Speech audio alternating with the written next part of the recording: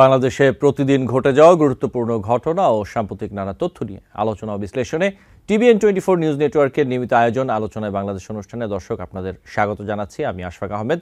আজকের অনুষ্ঠানে অতিথি হিসেবে আমাদের সাথে যুক্ত আছেন মোহাম্মদ আব্দুল কাদের জিলানী, সভাপতি বাংলাদেশ শ্রমজীবী পার্টি, এবং আমাদের সাথে আরও যুক্ত আছেন আসাদ বিন রনি, কেন্দ্রীয় সংগঠক জাতীয় নাগরিক পার্টি। আপনাদের স্বাগত জানাচ্ছি আলোচনায় বাংলাদেশ অনুষ্ঠানে। আপনাদের সাথে আলোচনা শুরু করার আগে আমি কয়েকটি তথ্য একটু দর্শকদের উদ্দেশ্যে তুলে ধরতে চাই, তারপর আমরা আলোচনা শুরু করব।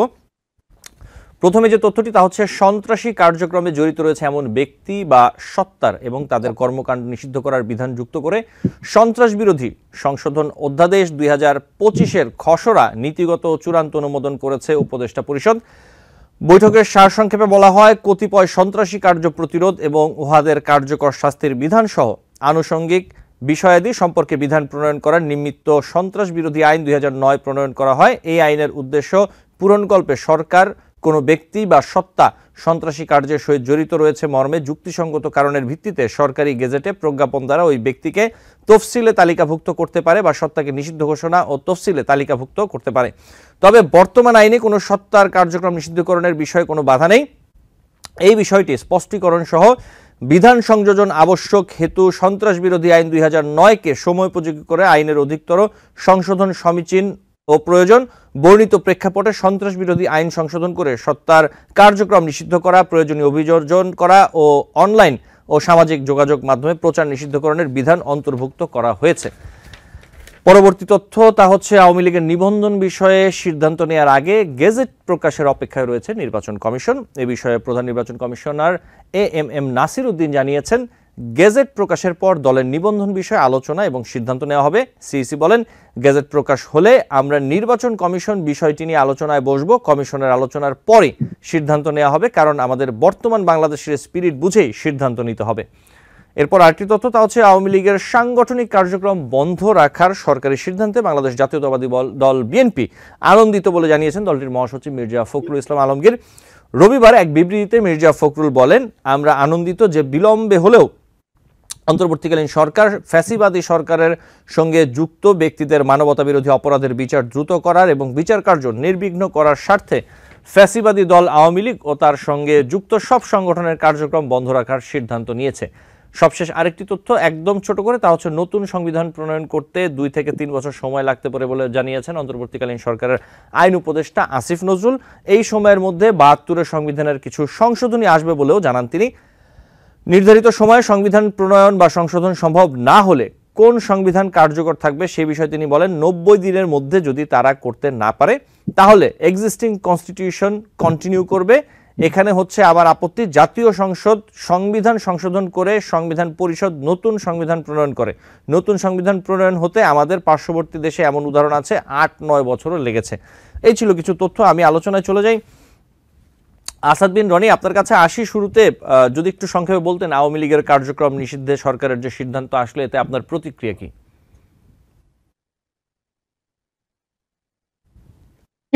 জি আসাদ বিন রনি। ধন্যবাদ TVN24 নিউজকে।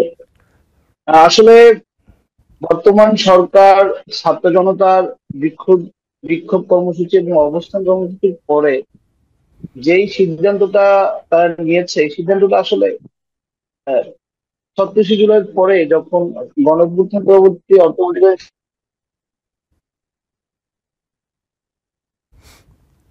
জি আসাদ বিন রনি, সম্ভবত কোনো যান্ত্রিক ত্রুটির কারণে আমি আপনাকে ঠিকমতো শুনতে পাচ্ছি না। সংযোগে কোনো সমস্যা নিশ্চয়ই ঠিক হয়ে যাবে আশা করি। আব্দুল কাদের জিলানী, আপনার কাছে আসি। একই বিষয় নিয়ে আওয়ামী লীগের কার্যক্রম নিষিদ্ধে সরকারের যে সিদ্ধান্ত, আপনার প্রতিক্রিয়া কি? আসসালামু আলাইকুম ওয়া রাহমাতুল্লাহ।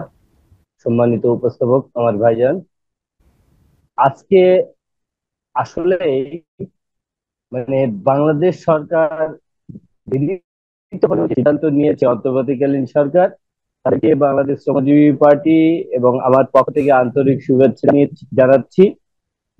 যেহেতু আজকে বৃহত্তর একটি রাজনৈতিক দল যেটি বাংলাদেশ আওয়ামী লীগ, দেশ স্বাধীনের পরে বা দেশ স্বাধীনতার সময়ও সেই দলের যে প্রতিষ্ঠাতা বা দলের যে মহানায়ক জাতির জনক বঙ্গবন্ধু শেখ মুজিবুর রহমান, যে দলটি আজকে বাংলাদেশের আনাচে কানাচে এবং বাংলাদেশের মানুষের হৃদয়ে গাঁথা ছিল।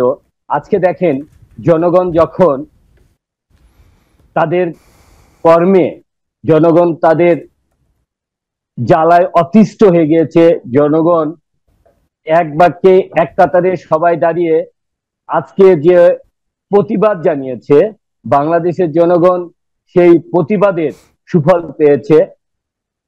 আসলে অন্যায় করলে যেটি হয়, ইতিহাস সাক্ষী 2025 সালে 5ই আগস্ট, যে 2024-এর 5ই আগস্ট যে আমরা বিজয় অর্জন করেছি, সেই বিজয়ের পাশাপাশি আজকে জনগণ এই বাংলাদেশ আওয়ামী লীগের অতিষ্ঠে এক ব্যাগকে জনগণ এক পতাকা তলে এসে এই দলটির নিষিদ্ধের জন্য দাবি করেছে, নিবন্ধন নিষিদ্ধের জন্য।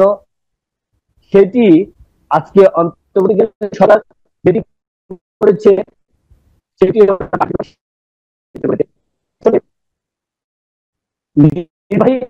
এই দলটির নিবন্ধন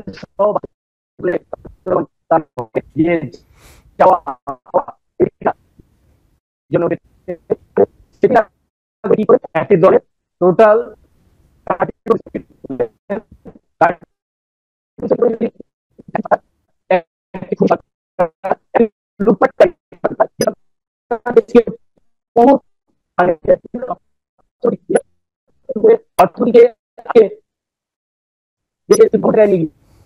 সরকার যতটা করেছে তা খারাপ করেছে। আজকে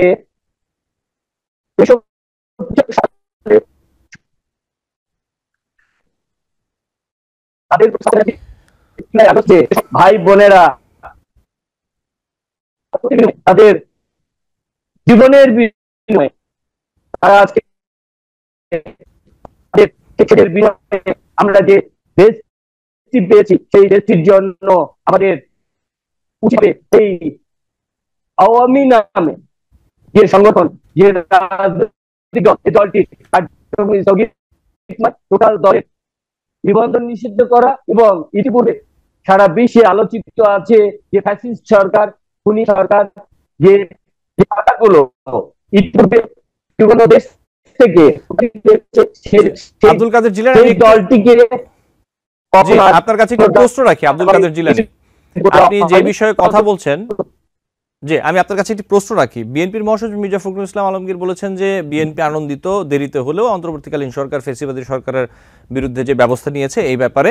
কিন্তু আমরা যদি দেখি 2-1 দিন আগে বিএনপির কেন্দ্রীয় নির্বাহী কমিটির সদস্য আবু নাসের মোহাম্মদ রহমতুল্লাহ আওয়ামী লীগ নিষিদ্ধের দাবি প্রসঙ্গে তিনি বলেছেন যে আমার মনে হয় আওয়ামী লীগ নিষিদ্ধের দাবিতে এখন যে কাজগুলো হচ্ছে তার মধ্যে সামনের নির্বাচন বানচালের একটা প্রবণতা রয়েছে। আওয়ামী লীগ নিষিদ্ধের দাবিতে বিএনপিকে মাঠে কতটা সক্রিয় দেখেছেন আব্দুল কাদের জিলানী? মির্জা ফখরুল সাহেবকে শ্রদ্ধার সহিত বলতে চাই, উনি ইতিপূর্বে 2-3 দিন পূর্বে উনি একটি অনুষ্ঠানে বলেছিলেন যে যারা আওয়ামী লীগকে নিষিদ্ধ করার দাবি তুলেছে যেসব রাজনৈতিক দল, তারা স্বাধীনতা বিরোধী। অথচ একই মুখ দিয়ে আবার উনি বলতেছে দেরিতে হলেও নিষিদ্ধ করার জন্য আমরা আনন্দিত।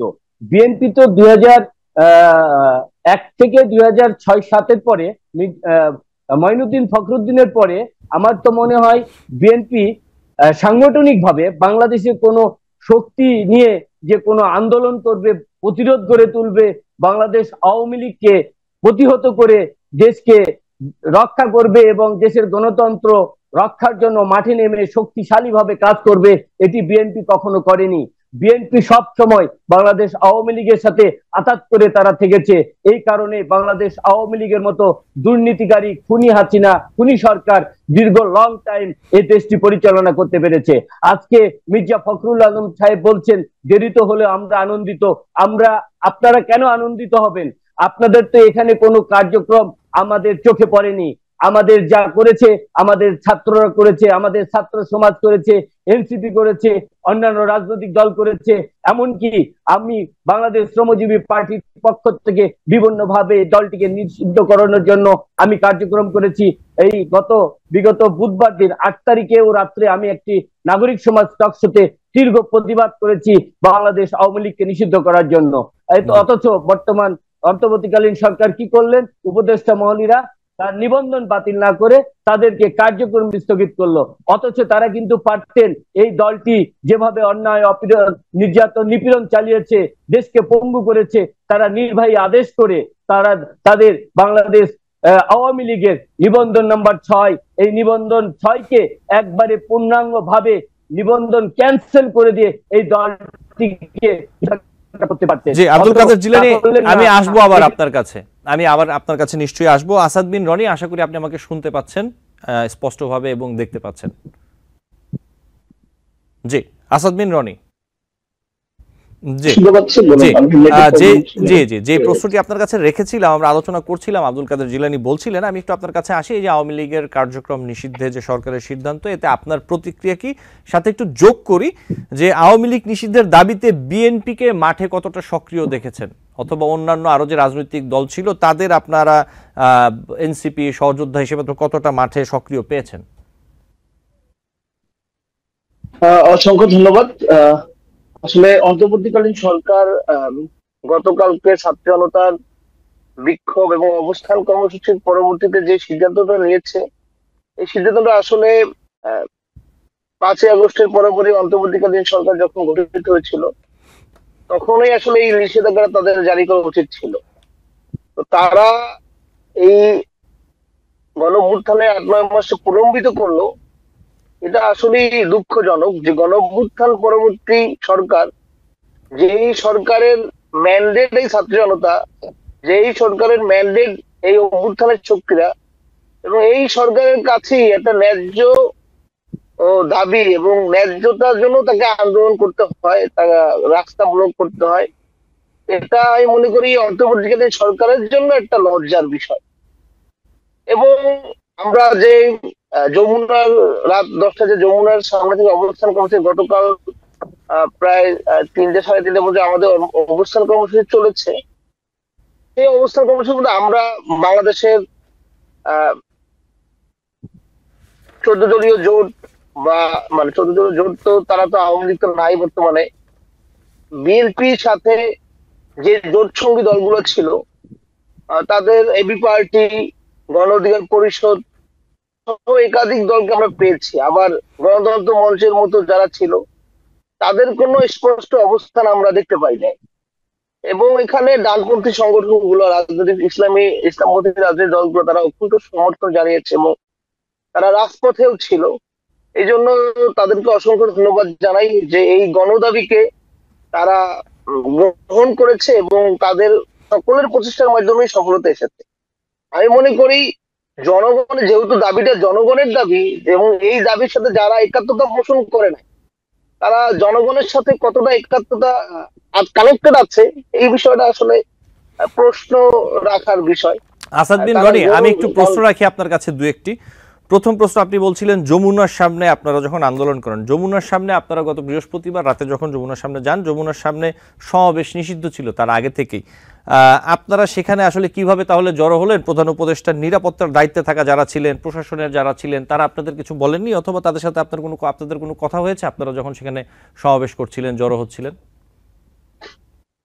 আপনারা যদি আমাদের ওই সব অবস্থান কর্মসূচির ভিডিও ফুটেজ গুলো দেখেন, এবং আমরা যখন ইন্টারকন্টিনেন্টাল থেকে হাসনাত আব্দুল্লাহ তার সহকর্মীদের নিয়ে, তার সমর্থক বিন্দুদের নিয়ে যখন যমুনা দিয়ে প্রবেশ করছিল, তখন কিন্তু তাদেরকে পুলিশ বাধা দিয়েছে, ব্যারিকেড দিয়েছে, এবং সেই বাধা ব্যারিকেড অতিক্রম করেই আসলে আমরা যমুনার সামনে একত্রিত হয়েছি। এবং যমুনার সামনে যথেষ্ট পরিমাণে সদস্য বাহিনী ছিল, যথেষ্ট পরিমাণে নিরাপত্তা বাহিনীর লোকজন ছিল।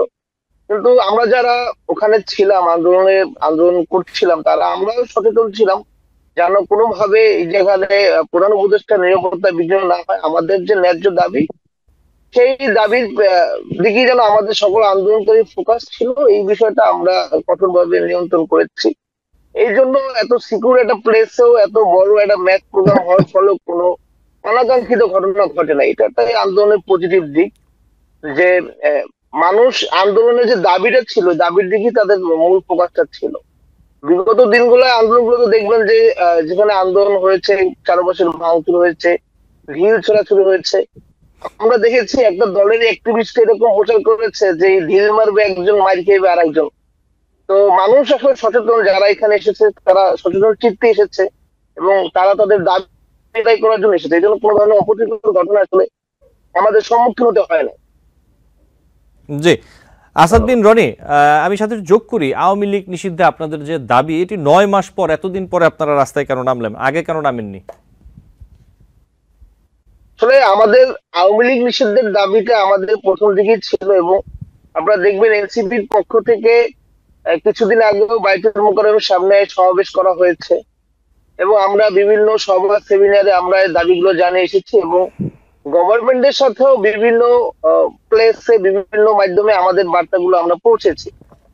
লাস্ট দ্য মোমেন্ট আমরা যখন দেখছি যে আমাদের যে দাবি দেওয়াগুলো 18 কোটি মানুষের যে প্রাণের দাবি, সেই দাবির দিকে অন্তর্বর্তীকালীন সরকারের ভ্রুক্ষেপ কম, তাদের সুনজর কম, তখন কিন্তু আমাদের আবার রাস্তায় নামতে হয়েছে আমাদের দাবি আদায় করার জন্য।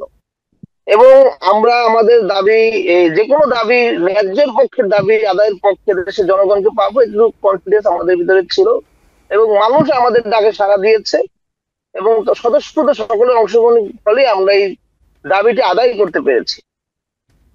জি, আপনাকে ধন্যবাদ। আমি আরেকটু আসি আপনার কাছে যে বিষয়টি নিয়ে, জাতীয় পার্টি, বাম রাজনৈতিক দলগুলো কিন্তু আওয়ামী লীগের নিষিদ্ধের যে বিষয়টি, তারা এই বিষয়টি চাইছে না, যেমনটা আপনি বলছিলেন। তাদের এই অবস্থান আপনি কিভাবে দেখছেন, আসাদ বিন রনি? আসলে এখানে আওয়ামী লীগের যারা বিভিন্ন ভাবে বিগত দিনে প্রক্সি দিয়েছে, বাম সংগঠন গুলা এবং জাতীয় পার্টি সহ 14 দলের, আসলে আমার মনে হয়, আমার মনে করি আমি যে তাদের বিচার হওয়া উচিত, তাদেরও কার্যক্রম নিষিদ্ধ করা উচিত। কারণ তারা আওয়ামী লীগের পক্ষে বিভিন্ন ভাবে বয়ান তৈরি থেকে শুরু করে তারা বিভিন্ন ভাবে আওয়ামী লীগের পক্ষে ছিল এবং এই ফ্যাসিবাদকে প্রলম্বিত করার জন্য তারা সর্বাগ্রে সহযোগিতা করেছে। আপনি যদি দেখেন, এই জাতীয় পার্টির মতো একটা নির্লজ্জ পার্টি যদি না থাকতো, তাহলে কিন্তু এরকম দামি 3টে নির্বাচন করা আওয়ামী লীগের পক্ষে সম্ভব হতো না। এবং আপনারা যদি দেখেন যে বাম সংগঠন গুলা, যেই বাম সংগঠন গুলা শাহবাগ ঘটনার মধ্য দিয়ে ফ্যাসিবাদের মূল ভিত্তিপ্রস্তর প্রস্তুত করে দেয়, সেখানে কিন্তু এই বাম সংগঠন গুলার তাদের কিন্তু অপরাধের কোনো কমতি নেই, তারা কিন্তু সমান অপরাধী। তো আমি মনে করি যে এই যে সাংগঠনিক কার্যক্রম নিষেধাজ্ঞা আজকে যে আইনটি সংশোধন করা হয়েছে, এই আইনের আওতায় যেই সকল সংগঠন গুলা, রাজনৈতিক দলগুলো দীর্ঘ 16 বছর শেখ হাসিনাকে তার ফ্যাসিবাদী ক্ষমতাকে প্রলম্বিত করতে সহযোগিতা করেছে, তাদেরও ঠিক সমানভাবেই বিচারের আওতায় আনা উচিত, তাদের কার্যক্রম নিষিদ্ধ করা উচিত। কারণ তারা এখনো নির্লজ্জের মতো সেই ফ্যাসিবাদের সমর্থন করে যাচ্ছে। এবং আমার খুবই কষ্ট লাগে যখন আমি দেখি যে বিগত 16 বছরে যারা বিভিন্ন ভাবে নির্যাতিত হয়েছে, গুম খুনের শিকার হয়েছে, হাজার হাজার নেতা কর্মী তাদের শহীদ হয়েছে এই ফ্যাসিবাদ লড়াইয়ে লড়তে গিয়ে, তারা এই নিকৃষ্ট বামদের সাথে বসে 5 স্টার হোটেলে বসে মিটিং করে। তারা এই ফ্যাসিস্ট আওয়ামী লীগের সহযোগী জাতীয় পার্টির কার্যক্রম নিষেধাজ্ঞা দিতে তারা বাধা সৃষ্টি করে। এটা আমি মনে করি তাদের জন্য লজ্জিত হওয়া উচিত, তাদের এই স্টেপ গুলো নেওয়ার আগে। জি, আসাদ বিন তারা রনি, আসলে তাদের সেই দিনগুলি কি তারা ভুলে গেছে? আমরা তো ভুলতে পারি না। আমরা তো 28 অক্টোবর সেই পল্টনে গুলির শব্দ এখনো কানে বাজে, তাদের কানে কি বাজে না? এই প্রশ্নটা আমি তাদের কাছে রেখে যেতে চাই। জি, এই বিষয়গুলোর কথা বলবো আসাদ বিন রনি। আমাকে একটি বিরতি নিতে হবে। আব্দুল কাদের জিলানী, আপনিও সাথে থাকবেন। বিরতি থেকে ফিরে আপনার কাছে আসবো আলোচনা করতে। দর্শক, আলোচনায় বাংলাদেশ অনুষ্ঠানে নিচ্ছি ছোট্ট একটি বিরতি, সাথে থাকবেন। TBN 24 টেলিভিশন দেখতে আজই কল করুন 7187776556। লগ ইন করুন www.totalcablebd.com। দর্শক, আলোচনায় বাংলাদেশ অনুষ্ঠানে আপনাদের আবারও স্বাগত জানাচ্ছি। আমাদের সাথে আছেন দুজন অতিথি। আমি বিরতির পর আব্দুল কাদের জিলানী আপনার কাছে আসতে চাই। আব্দুল কাদের জিলানী, গণহত্যা অভিযুক্ত আওয়ামী লীগের নেতৃত্বাধীন 14 দলীয় জোটের অন্তর্ভুক্ত বাকি 13 দল এবং জাতীয় পার্টিকে নিষিদ্ধের দাবি জানিয়েছে গণ অধিকার পরিষদ। আপনার অথবা আপনার রাজনৈতিক দলের অবস্থান কি এই ব্যাপারে? ধন্যবাদ। আমি আগেই বলি, চুরি যে করে আর চোরাইকৃত মাল যে কিনে সম অপরাধী। দীর্ঘ 17 বছর যে ফ্যাসিস্ট খুনি হাসিনা দেশ পরিচালনা করেছে, তার সহযোগী হিসেবে একমাত্র দল সেটি হলো জাতীয় পার্টি। আর এই জাতীয় পার্টি যদি আওয়ামী লীগকে বারবার সমর্থন না করতেন, সমর্থিত ভাবে তারা ভোটে জাতীয় সংসদে না আসতেন, তাহলে কিন্তু কখনোই এই জাতীয় সরকার বা জাতীয় নির্বাচন হতো না জাতীয় পার্টির কারণে। দেখেন, বিগত নির্বাচনগুলোতে দেখা গিয়েছে এই জাতীয় পার্টি তো 3টি ভাগে বিভক্ত। এই জাতীয় পার্টির 2টি অংশ, রওশন এরশাদ আর জিএম এরশাদ, এই দুইজন বিভিন্ন সময় নাটক বিনিময় করেন, নাটক করেন। কেউ করে নাটক, কেউ করে সিনেমা। এই নাটক সিনেমা করতে করতে নির্বাচনের ঠিক পূর্ব মুহূর্তে এসে ওনারা চট করে সিদ্ধান্ত নিয়ে নেয়, ভাগাভাগি যখন হয়ে যায় তখন তারা নির্বাচন করে, এবং এই নির্বাচনে যখনই জাতীয় পার্টি অংশগ্রহণ করে তখনই জাতীয় ইলেকশন গুলো অনুষ্ঠিত হয়ে যায়। আচ্ছা, এই জাতীয় পার্টি সঙ্গে যে আরো যে 12টি দল, আওয়ামী লীগ, জাতীয় পার্টি 2টি আর অন্য আরো 12টি, মোট এই 14টি দলকে আওয়ামী লীগকে যেরকম নিষেধাজ্ঞা করা হয়েছে সাংগঠনিক ভাবে, এইরকম ভাবে বাকি 13টা রাজনৈতিক দলকেও নিষিদ্ধ করাটা, এটা আমার মনে হয় মানে জনগণেরও একটি দাবি। এবং এই 14টি রাজনৈতিক দল কিন্তু দেশে বাজিয়ে দেয়। এই রাজনৈতিক দলকে যখন আমরা নিষিদ্ধ করতে পারবো, এই রাজনৈতিক দলকে বা রাজনৈতিক দলের সংগঠনকে, সাংগঠনিক কার্যক্রমকে যখনই আমরা নিষিদ্ধ করতে পারবো, তখনই কিন্তু এই যে দেশে যে অন্যায়গুলো হয় বা যে কোনো মানুষ বা যে কোনো চোর ডাকাত যে অন্যায়গুলো করে, আব্দুল কাদের জিলানী, আমি একটু একটা প্রশ্ন রাখি আপনার কাছে। জি, আমি একটু আপনার কাছে একটি প্রশ্ন রাখি। জাতীয় পার্টি এবং অন্যান্য রাজনৈতিক যে দলগুলো তারা নির্বাচনে গিয়েছে, এটি তাদের অন্যতম, আপনার অভিযোগ হচ্ছে যে এটি তাদের উচিত হয়নি, একটি অন্যতম কারণ যে আওয়ামী লীগ যে নির্বাচনগুলো করেছে তাতে জাতীয় পার্টি গিয়েছে এবং অন্যান্য যে রাজনৈতিক দল গিয়েছে, সেই বিষয়টি আপনি মনে করেন যে সেটি উচিত হয়নি, এই তো বিষয়টি। আমি আপনার কাছে যে প্রশ্নটি রাখতে চাই, আপনি কি নির্বাচনে অংশ নিয়েছিলেন এর মধ্যে? আমি এর মধ্যে নির্বাচনে অংশগ্রহণ করিনি, তবে আমি 2018 সালে যে আমাদের বিএনএ প্রেসিডেন্ট আবুল কালাম আজাদ, উনি আমাকে বলেছিলেন, যেহেতু আমি একটি দলের চেয়ারম্যান, আমাকে বলেছিল যদি আপনি সম্মতি দেন বা আপনার যদি ইচ্ছা প্রকাশ করেন পরিচিতির জন্য, আপনার এলাকার জনগণের জন্য, ভোটারদের জন্য আপনি জাতীয় ইলেকশন পার্টিসিপেট করতে পারেন। তবে সেই পার্টিসিপেট করেছিলাম 2018 সালের 30শে ডিসেম্বর যে নির্বাচনটা হওয়ার কথা ছিল, সেটি বাংলাদেশের ইতিহাসে বিশ্বের কাছে কলঙ্কিত একটি অধ্যায় রচিত হয়েছে। 29শে ডিসেম্বর কালো রাত্রে নির্বাচন হয়ে গিয়েছিল। সেই কালো রাতের যে মানে কলঙ্কিতময় অধ্যায়ের নির্বাচন। জি, আমি যদি একটু বলি, আব্দুল কাদের জিলানী 2018 সালে, জি আব্দুল কাদের 2018 সালে একাদশ জাতীয় সংসদ নির্বাচনে আপনি যেমনটা বলছিলেন অংশ নিয়েছিলেন। বগুড়া, আদমদিঘি, দুপচাচিয়া 3 আসনে, আমি যদি ভুল না করে থাকি, বিএনএফ মনোনীত প্রার্থী টেলিভিশন মার্কা ছিল আপনার। তাহলে আপনি কেন নির্বাচনে অংশ নিয়েছিলেন?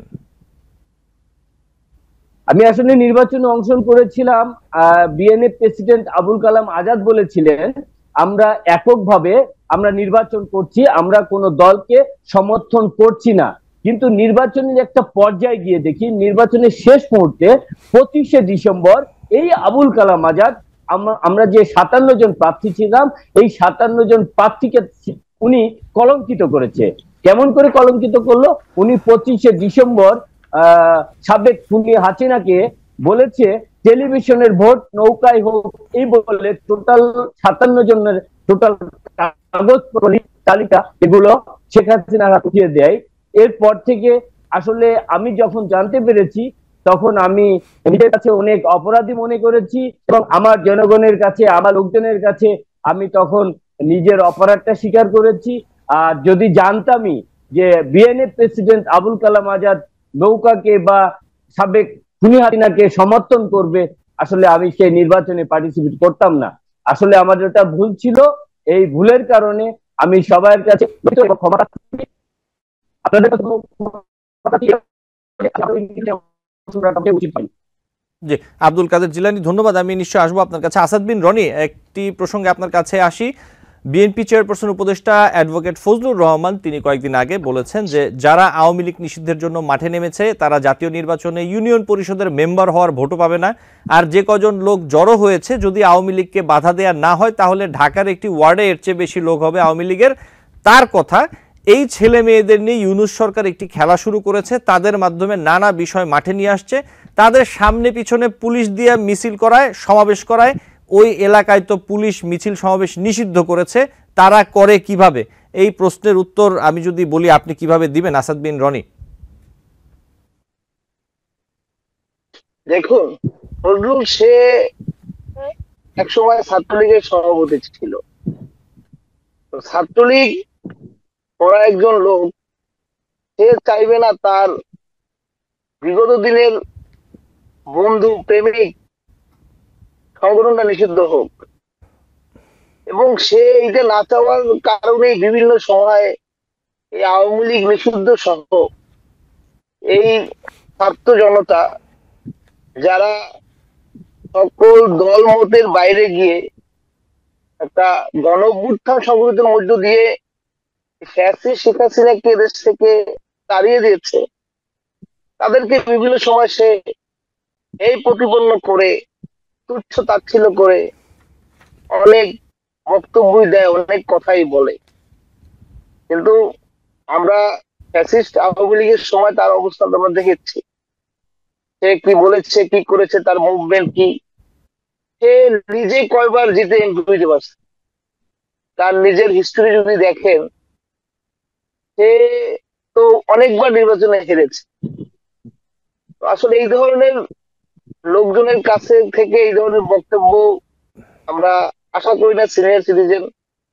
তারপরও সে বলে, আবার অনেকে বলে যে তাকে দিয়ে এগুলো বলানো হচ্ছে। আপনারা দেখবেন মানে বিএনপির এক এক লিডার এক এক কথা বলে। কেউ বলে যে এই যে আওয়ামী লীগ নিষিদ্ধ করা যাবে না, আবার কেউ বলে যে নিষিদ্ধ করতে হবে, আবার কেউ বলে যে আজকে শুনতেছি তারা নাকি আরো 6-7 মাস আগে প্রধান উপদেষ্টার জি, কাছে চিঠি আসাদ দিয়ে বিন রনি, আমি তথ্যটা দেই, আপনি যে তারা কথাটি চিঠি বলার। দিয়ে দিচ্ছে। কথা শেষ করে দেন, জি কথা শেষ করে দেন। তারা জি চিঠি, তারা 5-6 মাস আগে প্রধান উপদেষ্টার কাছে তারা চিঠি দিয়েছে আওয়ামী লীগকে যেন নিষিদ্ধ করা হয়, আওয়ামী লীগের কার্যক্রম নিষিদ্ধ করা যায়। তো আমরা এই যে আমাদের যে আন্দোলনটা ছিল, এই আন্দোলনেও কিন্তু আমরা বিভিন্ন মাধ্যমে বিএনপির সাথে যোগাযোগ করার চেষ্টা করেছি। তাদের তাদের আমরা চেয়েছি, যেহেতু সকল ক্রিয়াশীল রাজনৈতিক সংগঠনগুলো আওয়ামী লীগ নিষিদ্ধের দাবিতে সমর্থন দিচ্ছে, এই আমাদের সমর্থনের সাথে যেন বিএনপি একতা প্রকাশ করে। কিন্তু আমরা কিন্তু তাদের কাছ থেকে কোনো অফিসিয়াল স্টেটমেন্ট পাইনি। কিন্তু ঠিক যখনই আওয়ামী লীগকে নিষিদ্ধ ঘোষণা করা হয়েছে, তারপরে আমরা শুনতে পাচ্ছি মির্জা ফখরুল বলছে, সালাউদ্দিন বলছে যে তারা দীর্ঘদিন দিয়ে আওয়ামী লীগ নিষিদ্ধ চাচ্ছে। তারা দীর্ঘদিন যাবতই চিঠি দিয়ে আসছে প্রধান উপদেষ্টার সাথে, তাদের যখনই সাক্ষাৎ হয়েছে তখনই তারা নাকি এই কথাটা উল্লেখ করেছে। এটা হলো রাজনৈতিক এক ধরনের স্টান্ট বাজি। তো আমরা আসলে রাজনৈতিক, এটা রাজনীতি না, এটা অপরাজনীতি, এবং আমরা এটা কি বলি, রাজনীতির নোংরামি, রাজনীতির বিউটি না। আমরা আশা করবো যে জুলাই অভ্যুত্থান পরবর্তী বাংলাদেশের তরুণরা অনেক সচেতন, তারা এই ধরনের চালাকি, এই ধরনের ভণ্ডামি এবং এই ধরনের স্ক্যামবাজির পলিটিক্স তারা বুঝে, এবং আশা করবো তারা এই পলিটিক্স থেকে পরিহার করে নতুন ক্লিন পলিটিক্সে তারা ধাবিত হবে। কারণ এই ধরনের স্ক্যামবাজির পলিটিক্স এই বাংলাদেশে চলবে না। মানুষ এখন বেশিরভাগ মানুষই স্বশিক্ষিত, আগের মতো শিক্ষার হার অনেক বেশি, মানুষ অনেক অল্প কথাতে অনেক কিছু বোঝে। জি, আমি আপনার কাছে আরেকটি প্রশ্ন নিয়ে আসি, একটু যদি ছোট করে বলেন। জাতীয় নাগরিক পার্টির আহ্বায়ক নাহিদ ইসলাম তিনি বলেছেন যে নতুন সংবিধান প্রণয়ন ছাড়া নতুন বাংলাদেশ গড়ে তোলা প্রয়োজন নেই, সংবিধান সংস্কার নিয়ে ঐকমত্য হলে নির্বাচন নিয়েও কোনো আপত্তি থাকবে না, এমনটা তিনি মনে করেন যে নতুন সংবিধান প্রণয়ন প্রয়োজন। এই ব্যাপারে যদি একটু বলতেন আসাদ বিন রনি। দেখেন, আমাদের 3 আগস্ট আমাদের লিডার নাহিদ ইসলাম যে এক দফার ঘোষণা করেছিল, সেই এক দফার ঘোষণা যদি আপনারা দেখেন, সেখানে আপনারা দেখতে পাবেন সে বারবার বলেছে যে রাষ্ট্র সংস্কারের কথা, রাষ্ট্রীয় প্রতিষ্ঠানগুলো সংস্কারের কথা। এবং এই জুলাই অভ্যুত্থানের স্পিড, জুলাই অভ্যুত্থান যদি আমরা যদি বলি যে জুলাই অভ্যুত্থান স্পিড, যে এই ঘুরে ধরা রাষ্ট্র ব্যবস্থা চলবে না, নতুন রাষ্ট্র ব্যবস্থা আমাদের করতে হবে। দেখেন, যেই সংবিধান মানে যে কোনো মানুষের গুলি করার পারমিশন দেয়, একটা দেশের বাহিনীকে দায় মুক্তির মতো যে সংবিধানে আইন করা আছে, সেই সংবিধান তো আসলে কখনোই জনগণের সংবিধান হতে পারে না। এবং ৭২-এ যে সংবিধানটা গঠন করা হয়েছিল, ৭২-এর সংবিধানটা গঠন করা হয়েছিল আওয়ামী লীগের পার্টি সংবিধান হিসেবে। এই সংবিধান বিতর্কটা যদি আপনারা দেখেন, এখনো ওই বিতর্কের প্রত্যেকটা লাইন বাই লাইন ডকুমেন্টস আকারে আছে। সেইখানে কিন্তু উল্লেখ করা হয়েছে কার কি অবস্থান ছিল এবং প্রত্যেকটা ধারায় কোন পার্টির লোক কি বক্তব্য দিয়েছে। এবং সেখানে ৩-৪ জন যে নিরপেক্ষ সংসদ সদস্য ছিল, তাদের কিন্তু কোনো প্রস্তাবনা গ্রহণই করা হয় না। এবং তারা কিন্তু এই সংবিধান যেদিন গণভোটের মাধ্যমে, মানে যেদিন হলো ৭২ সংসদে পাস হয়, ক্যাবিনেটে পাস হয়, সংসদে পাস হয়, তখন কিন্তু তারা কিন্তু সেখানে ভোট দেয় নাই, তারা কিন্তু সেটা তার ওয়ার্কআউট করেছিল। এবং একটা পার্টির লোকের ম্যান্ডেটে একটা সংবিধান পাস হয়ে গেছে। আসলে এই সংবিধান কোনোভাবেই এদেশের মানুষের অভিপ্রায়কে ধারণ করে না। এবং এই জুলাই অভ্যুত্থানের মধ্যে এটা প্রমাণিত। এবং এই অভ্যুত্থানের আকাঙ্ক্ষাই নতুন রাষ্ট্র কাঠামো। এবং এই নতুন রাষ্ট্র কাঠামো যদি করতে হয়, তাহলে আপনাকে অবশ্যই এই সংবিধানকে ছুঁড়ে ফেলে দিয়ে নতুন সংবিধানের পথে আমাদেরকে হাঁটতে হবে। আমাদের নতুন সংবিধানের পথে যদি হাঁটি, তাহলে আমাদেরকে অবশ্যই গণপরিষদ লাগবে। কারণ সংবিধান গঠনের একমাত্র লেজিটিমেট ফোরাম তো গণপরিষদ। এবং আপনি দেখবেন যে ৭২-এর যে সংবিধান গঠনের যে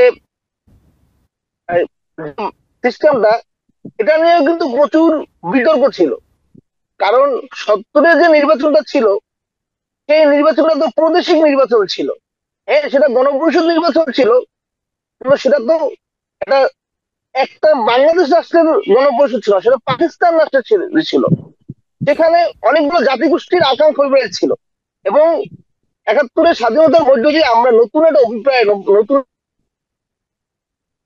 জি, আসাদ বিন রনি, আমি নিশ্চয়ই সময় পেলে আপনার কাছে আসবো। আব্দুল কাদের জিলানী, আপনার কাছে আসি। আওয়ামী লীগের কার্যক্রম নিষিদ্ধে যে সরকার সিদ্ধান্ত নিয়েছে, আপনি কি মনে করেন বাংলাদেশের রাজনীতিতে অথবা সার্বিক পরিস্থিতিতে আসলে এটির কতটা প্রভাব পড়বে? বাংলাদেশের যে আওয়ামী লীগের যে নিষিদ্ধ করা হয়েছে সাংগঠনিক কার্যক্রম, বাংলাদেশের প্রভাব না পড়াটাই বেটার। এখানে সমস্তটুকু নিয়ে আসা হয়েছে। জি, আসাদ বিন রনি। জি, আসাদ বিন রনি, আপনাকে ধন্যবাদ। আমি আসবো আপনার কাছে। আসাদ বিন রনি, আমি আসবো আপনার কাছে। সেই ঘোষণাপত্র যদি আমাদের ধর্মপ্রাণ মুসলমানরা, আমাদের দেশপ্রেমিক যোদ্ধারা যদি জানতো যেখানে স্বাধীন বাংলাদেশের ধর্ম নিরপেক্ষ ধারা যুক্ত করা হবে, তাহলে কিন্তু তারা মুক্তিতে যেত না। আমি মনে করি তাদেরকে বলা হয়েছে আমরা সাম্যের রাষ্ট্র গঠন করবো, আসো আমরা যুদ্ধ করে দেশ স্বাধীন করি। কিন্তু আপনি রাষ্ট্র বানাইছেন একটা বিভাজিত রাষ্ট্র। আপনি আপনার পার্টির সংবিধান বানাইছেন, যে পার্টির লোকজন কোথাও দিয়ে ৭০-৭১ পার্টি করছে, মদ খাইছে, নারীবাজি করছে, তাদেরকে দিয়ে আপনি সংবিধান লেখাইছেন। এইটা তো এই জাতীয় অভিপ্রায়, এই দেশের মানুষের অভিপ্রায়কে ধারণ করে না। এবং বিগত দিনে দেখবেন মির্জা ফখরুল একাধিকবার বলেছে এই সংবিধান চলবে না। তারা যে দেখছে যে তারা ক্ষমতায় আসবে, সামনের দিকে আসার প্রবল সম্ভাবনা আছে, সেই তখনই তারা আবার ইসলামবাদী রাজনীতি শুরু করেছে। তারা বলেছে সংবিধান কেন আবার লিখতে হবে। কিন্তু তাদের বিগত দিনে যেমন যারা এই সাংবিধানিক কারণেই ক্ষমতার পট পরিবর্তন হচ্ছিল না, তখন কিন্তু তারা ঠিকই সংবিধানের পরিবর্তন চেয়েছিল, নতুন সংবিধানের আলাপগুলো তুলছিল। তো যেহেতু মানুষের একটা অভিপ্রায়ের ফলে এই গণঅভ্যুত্থান হয়েছে, এবং এই অভিপ্রায়কে, মানুষের চিন্তাকে, মানুষের ইচ্ছাকে যেই রাষ্ট্র ধারণ করতে পারবে, সেই রাষ্ট্র কাঠামো আমাদের তৈরি করতে হবে। এবং তৈরি করতে হলে গণপরিষদ এবং নতুন সংবিধানের কোনো বিকল্প আছে বলে আমি মনে করি না। জি, আসাদ বিন রনি, আপনাকে ধন্যবাদ। আব্দুল কাদের জিলানী, যে বিষয়ে আপনার সাথে কথা বলছিলাম, আসাদ বিন রনি কথা বলছিলেন, এর মাঝে আপনাকে যে প্রশ্নটি রেখেছিলাম, যদি এই বিষয়ে একটু বলতেন যে আওয়ামী লীগের কার্যক্রম নিষিদ্ধে আসলে কতটা প্রভাব পড়বে বাংলাদেশের রাজনীতিতে। জি, বাংলাদেশের রাজনীতিতে আওয়ামী লীগের যে কার্যক্রম নিষিদ্ধ করা হয়েছে এর জন্য কোনো প্রভাব পড়বে না, বরঞ্চ রাজনীতি নিষিদ্ধ করার পরে যখন এই টোটাল কার্যক্রমটা বন্ধ থাকবে তখন আরো বাংলাদেশে অন্যান্য রাজনৈতিক দল যারা নতুন সুসংগঠিত হচ্ছে বা নতুন মুখ আমরা দেখছি তাদের জন্য রাজনৈতিক মাঠ এবং জনগণের কাছে যেতে, জনগণের পাশে দাঁড়াতে, কার্যক্রম চালাইতে রাজনৈতিকভাবে তারা অনেক সফলতা অর্জন করবে। এবং ইতিপূর্বে যে কার্যক্রমগুলো করেছে আওয়ামী লীগ সেই কার্যক্রমগুলো জনগণের মুখে তুলে ধরতে হবে যে তারা এই করেছে, দেশের এই ব্যবস্থা ভঙ্গুর অবস্থা সৃষ্টি করেছে। তবে যেহেতু নিষেধাজ্ঞা করেছে কার্যক্রম চালানোর উপরে, তাহলে বাংলাদেশের অন্যান্য রাজনৈতিকের ক্ষেত্রে বা রাজনৈতিক দলের ক্ষেত্রে কোনো প্রভাব পড়বে না, বরঞ্চ এখন যেটা করতে হবে সেটি অচিরেই প্রজ্ঞাপন জারি করে ইসি কে একটি বৈঠক বসিয়ে যত দ্রুত সম্ভব এই দলটিকে নিষেধাজ্ঞা করে নিবন্ধন সব বাতিল করতে হবে। তবে বাংলার জনগণ একটু শান্তি পাবে এবং অন্যায়ের যে একটি অন্যায় করলে যে তার বিচার হয় এই বিচারটাই ইতিহাসের পাতায় লেখা থাকবে যে বাংলাদেশের ইতিহাসের পাতায় যে একটা দুর্নীতিকারী, একটা সন্ত্রাসী, লুটপাটকারী, ধর্ষণকারী যে একটি সরকার জনগণের উপর স্টিম রোলার চালিয়েছে তার প্রতিফলন হিসেবে, তার ফল হিসেবে জনগণ তাদেরকে প্রতিহত করেছে এবং তাদের টোটাল কার্যক্রম থেকে শুরু করে তাদের নিবন্ধন সব বাতিল হয়েছে। এটি তাদের জন্য যথার্থ পুরস্কৃত এবং পুরস্কার হবে এবং তাদেরও একটি শিক্ষা হওয়া উচিত যে আমরা যে ক্ষমতায় ছিলাম, ক্ষমতার অন্ধে জনগণের কথা বলে, মানুষের কথা বলে, রাষ্ট্রের কথা বলে আমরা ক্ষমতার মোহে নিজের আখের গোছানো ব্যস্ত ছিলাম আর দেশের জনগণের প্রতি তাদের কোনো ভালোবাসা ছিল না। দেশটি কোন দিকে যাচ্ছিল কোনো দিকেই তারা চিন্তা ভাবনা করেনি। আজকে তাদেরকে যে এই ইতিহাসের পাতায় যে একটা ইতিহাস, নতুন ইতিহাস সৃষ্টি হলো, এত বড় একটা বৃহত্তর জনগোষ্ঠীর, বৃহত্তর জনগণের সমর্থন নিয়ে যে রাজনৈতিক দল সৃষ্টি হয়েছিল সেটি হলো বাংলাদেশ আওয়ামী লীগ। আর আজকে সেই বৃহত্তর আওয়ামী লীগ চলে গেল ডাস্টবিনে, যার সাংগঠনিক কার্যক্রম নিষিদ্ধ মানে সে এখন পচে দুর্গন্ধ হয়ে গেছে, তাকে ডাস্টবিনে ছুঁড়ে ফেলা হয়েছে। এখন ডাস্টবিন থেকে মাটি চাপা দিতে হবে, সেটি হলো তার নিবন্ধনকে ক্যান্সেল করতে হবে, তখন তারা মাটি চাপা হবে, তাদের উচিত শিক্ষা তারা পেয়ে যাবে এবং আনন্দে উৎফুল্লিত হবে। জি, আমাদের সময় আজকে শেষ। অনেক ধন্যবাদ যুক্ত হওয়ার জন্য। আসাদ বিন রনি, আপনাকে আন্তরিকভাবে ধন্যবাদ জানাচ্ছি আজকে সময় দেওয়ার জন্য। দুজনই ভালো থাকবেন। নিশ্চয় অন্যদিন আপনাদের সাথে আবারও কথা হবে এবং আমাদের দর্শক আপনাদের মূল্যবান মতামত শুনতে পারবেন। ধন্যবাদ দর্শক। আলোচনায় বাংলাদেশ অনুষ্ঠানে জি ধন্যবাদ দর্শক।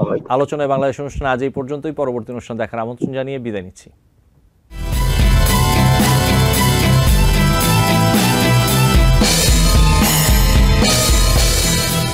TBN 24 টেলিভিশন দেখতে আজই কল করুন 7187776556। লগ ইন করুন www.totalcablebd.com।